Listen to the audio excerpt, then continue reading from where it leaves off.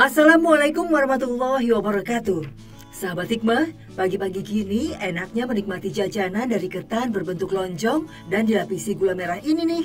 Ya, kue gemblong namanya. Kudapan yang sering ditemui sebagai jajanan pasar. Dari berjualan gemblong inilah Nenek Ai Sumiati, warga Kampung Irigasi Desa Cikondang, Cianjur menyambung hidupnya sehari-hari. Harganya pun sangat murah, hanya Rp1.000. Nenek berusia 71 tahun ini setiap hari masih warawiri menjajakan dagangannya keliling kampung. Dengan menenteng wadah plastik berisikan puluhan kue gemblong, langkah kakinya yang mulai letih terus menyusuri setiap jalan untuk mencari pembeli. Semua nenek lakukan semata-mata demi membantu suaminya mencari nafkah.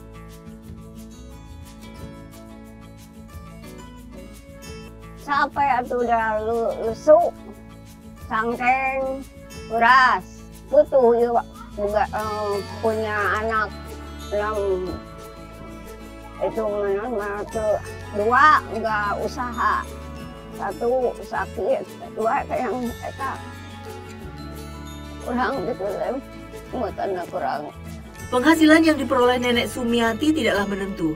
Bahkan apabila gemblong buatannya laris manis pun, maksimal uang yang dibawa pulang tidak lebih dari Rp30.000. Itu pun sebagiannya lagi harus disisihkan untuk modal berjualan kembali.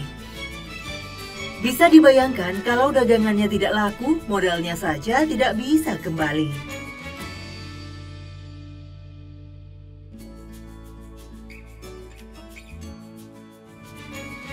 Sakit, cangkeng, pinggang itu jugang, beras,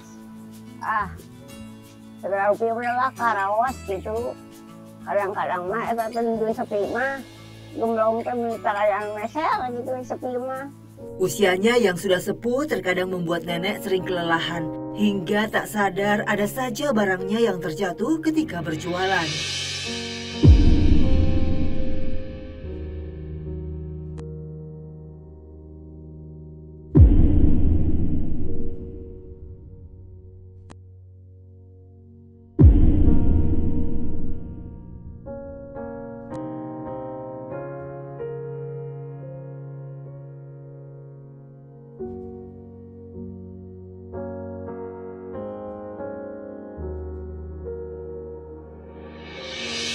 Menjual kue gemblong tidak selalu ada pembeli. Kesabaran Nenek Sumiati pun semakin diuji. Nenek mencoba berkeliling menawarkan dari warung ke warung, namun nasib baik rupanya masih belum mau menghampiri. Neng mau ngintip jalan di dia. Cobain heulanya, satana gemblongna. Mangga. Sabaran ya teh. 5.004. Telah geuning gemblongna teh. Hindai lah, coba atuh di nu sanes. Terima kasih Bu, Neng. Ya. Seperti inilah pahit manisnya ketika berjualan. Harus kuat menghadapi perilaku para pelanggan yang akan membeli. Namun nenek tak mau berputus asa. Ia yakin setiap usaha pasti akan ada hasilnya. Sahabat, Allah Subhanahu wa Ta'ala akan memberikan ujian dan cobaan kepada hambanya yang beriman. Namun di balik itu terdapat keutamaan dan hikmah yang agung bagi orang yang bersabar. Dari Anas bin Malik radhiyallahu anhu berkata, dari Nabi Shallallahu Alaihi Wasallam, beliau bersabda, sesungguhnya besarnya balasan tergantung dari besarnya ujian. Dan apabila Allah cinta kepada suatu kaum, Dia akan menguji mereka. Barang siapa yang ridho, maka baginya keridhoan Allah. Namun barang siapa yang murka, maka baginya kemurkaan Allah. Hadis riwayat At-Tirmizi.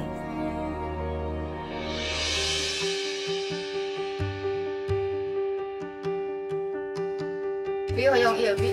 Sok. Eta gemblong opat, jalana opat.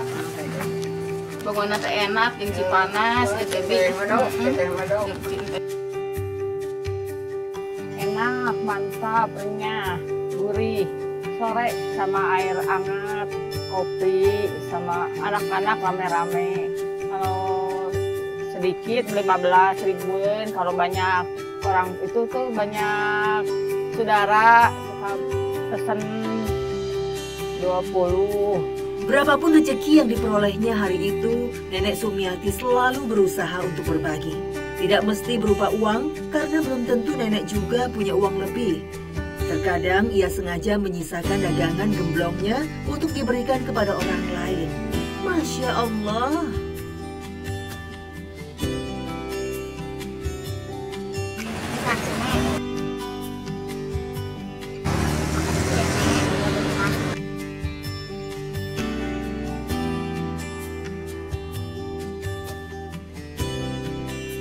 Kadang-kadang diajukan, kadang-kadang dibagikan gitu.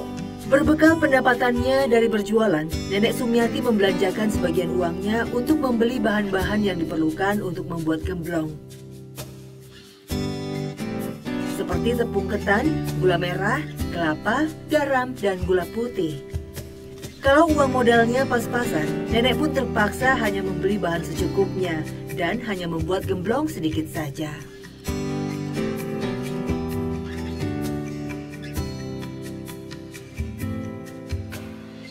Dibantu oleh sang suami, kakek Yudi, nenek memulai proses pembuatan kue gemblong. Salah satu tugas kakek mengupas kelapa yang masih utuh. Setelah dikupas, kelapa sebagian diparut, sebagian lagi diperas menjadi santan. Proses pembuatan gemblong dimulai Nenek Sumiati dengan mencampur tepung ketan dengan parutan kelapa, garam, dan santan. Semuanya ia aduk-aduk sampai rata dan membentuk adonan. Adonan kemudian dicetak berbentuk lonjong atau bulatan panjang. Kalau sudah, nenek menyiapkan larutan gula merah. Gula merah disisir tipis-tipis, lalu dimasukkan ke dalam panci, rebus hingga mendidih dan kental. Langkah berikutnya, Nenek Sumiati tinggal menggoreng adonan yang telah dicetak. Selesai digoreng, tiriskan, lantas celupkan dalam larutan gula merah. Gemblong pun siap dijual. Selain gemblong, tepung ketannya juga digunakan Nenek Sumiati untuk membuat jala ketan sebagai variasi dagangannya. Seluruh gemblong dan jalan ketan yang telah matang tinggal dimasukkan ke dalam box untuk dijual. Selain membantu Nenek Sumiati membuat gemblong, kakek Yudi dikenal dengan keahliannya sebagai tukang urut atau tukang pijat.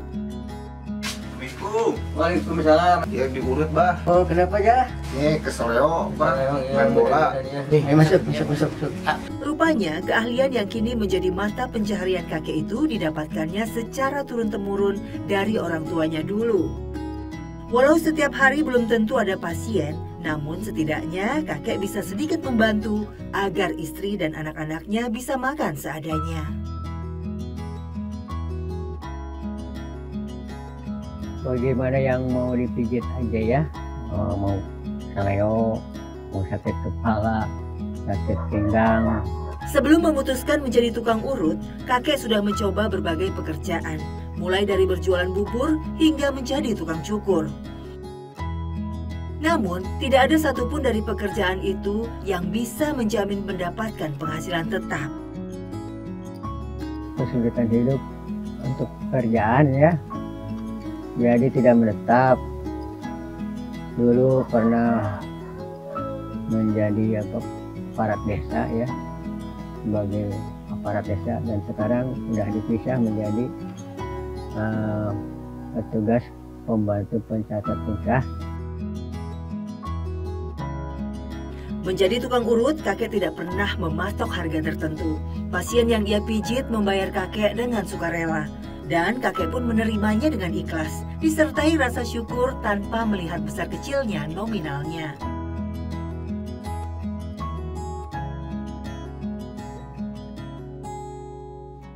Nggak cukup untuk sehari-hari itu ya, karena dagangnya hanya untuk makan saja ya. Dalam melakukan pekerjaannya, terkadang kakek juga menemui kendala atau kesulitan saat berhadapan dengan keluhan yang dirasakan pasiennya.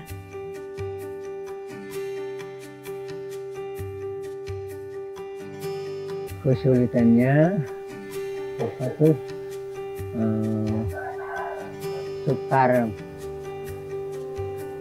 Sukar apa itu ya, untuk mencari orang-orang yang mau dipijit. Namun, bagi beberapa pasien yang sudah menjadi pelanggannya, pijatan kakek Yudi terbukti mujarab mengurangi keluhan yang selama ini mereka derita. Kemarin waktu saya habis main bola, saya keseleo. Jadi saya inisiatif mau diurut ke si kakek karena si kakek pijitannya sangat enak dan bagus. Iya, si kakek tahu urat-urat yang sakit di mana dia bagus sekali nyasar-nyasar uratnya, jadi cepat sembuhnya. Jadi si kakek udah bagus lah cara meditnya. Untuk jualan masih karena banyak, sudah komplain tanpa pengawasan. Menunaikan kewajiban untuk beribadah tentu menjadi hal yang utama bagi Nenek Sumiati. Oleh karena itu, Nenek tak pernah absen mendatangi pengajian di masjid kampungnya yang biasanya ia lakukan usai berjualan gemblong. Yang minta kadang-kadang mah itu seur, anak itu teh jualan seur nya, heula we cenah seur batur teh umikeun bae cenah. Untuk sholawat oge niatan ada urang ge di bumi teh ibadah. Nya seur batur teh ka umi resep seur anu ngusapan tongong. Anu ngawurukan ka umi teh. Nya atunya niat ibadah we. Beda teh mah cuma antel ka masjid ka abdi teh kitu.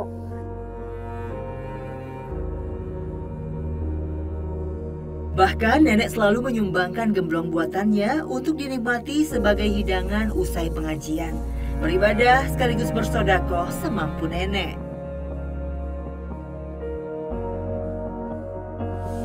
Ai sesa jualan, nya sebutana ku si bapak kana piring. Aya jualan papayis, aya jualan gemblong. Malisi kan kita we teh nyenak eta gemblong mah kita moal. Sugar ku si bapak teh. Nyawa itu mangga gitu. Sesanganyukeun kita aya motor.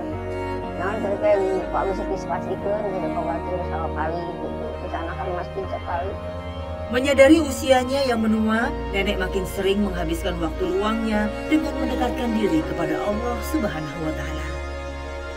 Nenek meyakini segala ikhtiar dan kerja kerasnya mencari nafkah tidak akan ada artinya tanpa diiringi dengan doa.